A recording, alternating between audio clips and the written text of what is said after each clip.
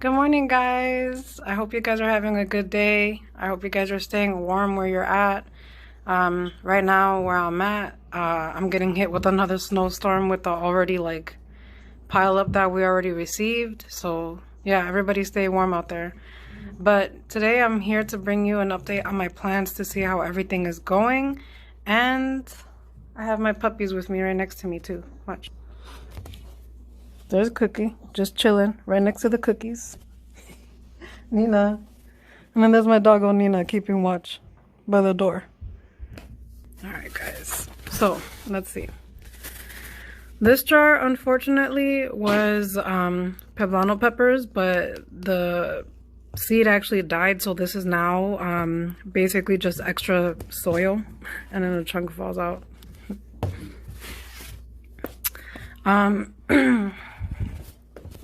This is also what I do too, like in the morning. I usually have my family work with me if I can. Like my sister, she's been more nicer about things, so she'll wake up earlier than me, she'll open up my blinds for me, and then she'll place my plants on the windowsill so they can get as much sunlight as possible. This little baby, I also watered them yesterday, so I'm not trying to water them like every day so they don't get overwhelmed. This little guy is my Poblano Pepper. He's been through a lot, but he's like making it through. He's like surviving, but now he's like starting to thrive all over again. If you see these leaves right there, those are new forms. How bright they are and everything. And how I can tell is because this one's a little bit darker than the rest, right? So the fact that the lighter the leaves, those are new. This little guy really recovered because he was very spotty. I wasn't sure if I was like overwatering him for a while, or I wasn't sure if he wasn't getting enough sunlight, but I started putting him on the windowsill and he started doing better. This is also the same Poblano seed as this one. This one just did a lot better. This is my other Poblano pepper. This one, like, I'm so proud of my babies, but this one, like, I don't know what happened, but it just blew up, like, in a good way. Like, it just had like a really big growth spurt, and it's getting really big. This one I might have to repot soon. Hi. And then these are also my Poblano peppers. She's literally right next to me, right here. Hi, mamas. Also, guys, when you have plants in the winter and you're growing them in winter, don't be shocked if your plants don't grow that well. The main goal during winter is to ensure that your plants survive it at all, you know? And I'm really proud of my plants because we got hit with a lot of snowstorms, and instead of shriveling up and struggling, a lot of them are actually sprouting really well, and it's because of the sunlight, right? Where you position your plants and where they get sunlight really helps. So this little guy was definitely struggling for a while, but now he's starting to grow leaves all over again. That's Poblano. All of those are Poblano peppers. This one is also another Poblano pepper. So all of those Poblano peppers that I repotted in one of my other videos, these are all of those Poblano peppers. I did lose one, right? And then I gave two to a friend, and I think that one of them died, but the other one is thriving. I don't know how it's going, but I gave that to somebody else so they can have one too, because I had a lot. So this is another Poblano pepper. This one was also struggling for a while. During the whole winter, it was not growing. It didn't have a lot of leaves or anything, and now it's starting to regrow leaves and is growing stronger. It had also had like a lot of like white spots on it. So again, I wasn't sure if I was over watering these guys, but I started just watering them every other 2 days or every 3 days, you know, and it actually worked out. So this one is actually recovering really well too. Put that one back. These guys are also Poblano peppers. These two I'm gonna have to repot soon because they're getting really, really big, and I'm really, really proud of these because, again, the goal with plants is to ensure like not only that they stay alive during winter, but that they thrive, right? These guys thrived really well, and I was really proud. And I was actually nervous about these for a while because I didn't see growth at all, you know? So now I'm starting to see a lot of growth. These guys are getting really, really big. Look at this. My dog just heard somebody leave, so now she's just nosy, but then she's all about my plants. So then these are also Poblano peppers, getting really big, and I love how bright their leaves are. This little guy is starting to recover too, right? Because he also had white spots on him, but now he's doing better. And he was a lot shorter, like he was a lot closer to the soil, and now I see him slowly starting to sprout. So I'm really happy because this little guy, all of these Poblano peppers were planted around the same time. And some of them just grew differently. Like I have 3 big ones, and I also have like three medium-sized one, and then I have this one tiny one, right?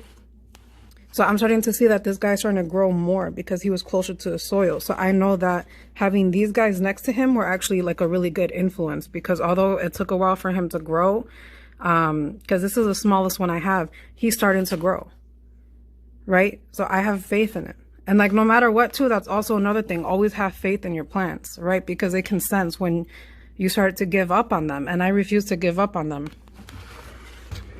So let me put these guys back. Also, you see how their leaves are, right? You see how they're facing towards me? You see how they're facing towards me, right? Like that. Like whenever you put them back on the windowsill, you look at the direction where they're going. You're going to help them grow even more, right? So let's say, for instance, they're leaning more, or they're like facing more to the right side. You can put when you place them on the windowsill, place them where this side is showing, so that the leaves can start turning this way, right? The more they go back and forth, the more that they're going to be able to grow and start stemming, right? Because they're getting more influence, more sunlight everywhere. So it's going to allow them to get more leaves. Let's see. All right, guys. So this is my baby May. She's been with me since during the summer, and look how many leaves she has. This is my plum plant. This is all from a plum seed. All I did was crack the hard shell, you know, waited for it to sprout out, and then I repotted it, and now it's getting so many leaves. Yeah, it's not that tall, but on this little bit, like there's so many leaves, and not only that, the stem is really, really strong. Also, another factor that I learned from one of the commenters, I learned about drainage. When I first did these, I didn't consider drainage. The whole point was to get the seed to sprout, but that's another important factor. So next time I would probably punch holes under these and place them on the towel or a pet pad, so that whenever I do water them, the water can leak out. But it's also to drain it, right? But the fact that it worked, that's awesome. Okay. So the last ones I want to show you are these. All right, so these are all my lemon seeds. I don't want to say that these are done, but at the same time, like, they don't look like they're doing good. All my other lemon seeds died, which made me really sad. So out of all the multiple lemon seeds that I did, I think I did like 12 seeds. Only one survived. Mostly one. There's these two, and they're still hanging on, but at the same time, they look like they're at the end of their rope, you know, and like they haven't been doing good and recovering. So yeah, ultimately, while I am bummed that I lost out on all the other lemon seeds, you know, things happen. I realized that these guys really like water. So instead of watering these guys every 2 days or every 3 days, try being more on top of them, but also pay attention to the soil, right? And this guy, like, he was the only guy that survived all of these, you know? So my little trooper, seriously. And look how strong and beautiful he is. I'm gonna have to repot him soon because he's getting big, but that's my biggest worry, is that since he also had to recover, because for a while he wasn't looking good, you know, and now he looks better, yes, and I know I have to repot him, but that's what I'm worried about, is that I don't want to move him when he's not ready. So that's the only lemon seed that I got.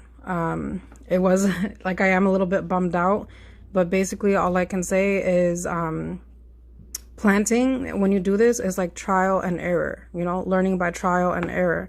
And all you have to do is rewatch my lemon seed videos on how to pot lemon seeds, and then remember the drainage part as well. And you can probably, if you're more on top of it than I was, then you can have more lemon seeds. I'm definitely going to do this again. I'm definitely going to like find more lemon seeds and replant them and try having them sprout just like this little guy, because I want more lemon seeds. But these are all my plants. I also taught my pit bull some things. Sit, mama. Sit. Sit. Good girl. Give me a paw. Give me a paw. Here comes Cookie trying to steal the show. Give me other paw. Good girl. There we go, mamas. Good girl. And there's Cookie. Cookie doesn't like doing it. Give me a paw, mamas. Give me a paw. Come on. Here's the other dog trying to steal the show now. Come on, Mama, give me a paw. Come on. She's done it to me a few times when she really wants something, but other than that, she won't do it. The Pitbull is the only one that knows how to do it. So, as we go. One other thing that I wanted to show you guys was that I also am trying to do an avocado seed. So basically, I grabbed a clear glass of, I grabbed a clear glass jar or cup or whatever, and I filled it up with cold water. And I let this guy soak. He's been in here for a few months, for sure. Always be sure to refill the water, because if you leave it in there, the water will start to dissipate or disappear, because the avocado is soaking it up. And this guy's starting to grow. Like, I'm gonna show you guys. You see that? Let me take him out. There you go. You see that? Not only is it like the whole avocado opened up completely all around, but you see that little root? That's what I'm looking for, and how it's green. I'm going to let it soak for a little bit more. I'm waiting for that root to get a little bit longer so I can plant it, but pretty soon is going to be planting time. So now my new buddies are going to have like a new friend. These are all my plant babies. And then my doggos. There's Cookie next to the cookies. And then there's Nina standing guard. Hi, Nina. For the avocado seed, just be sure every 2 or 3 days to take out the seed, wash the cup, and replace the water with fresh cold water. And just be sure to like stay on top of it. But basically, this is my little guy, and I'm really proud of him. He's going to be ready to plant soon. Look at that. That's awesome.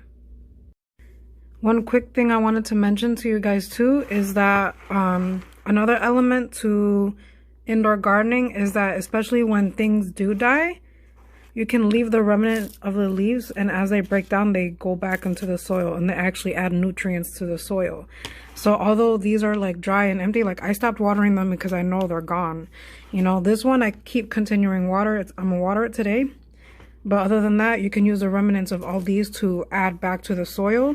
And when you start gardening again, let's say I want to plant another batch of lemons, I can use the same soil. Same thing with this one. There's like remnants of dead leaves and all of that stuff in there, but it's adding back to the soil, making it richer. All right, I just noticed this too, guys. Again, this is my Poblano pepper, right? How I was able to decipher that this plant is ready to repot is look at underneath.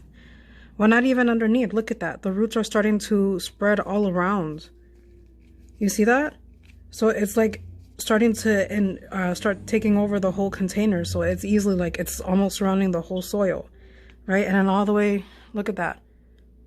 So that's how you know. And it's getting big too. So definitely. And when I change the container, I'm basically just going to cut through this, and I'm going to try being careful with the roots. But the reason why I'm doing it that way is to take it out completely. I don't want to disrupt the roots. I just want to loosen it up and like place it into the other pot.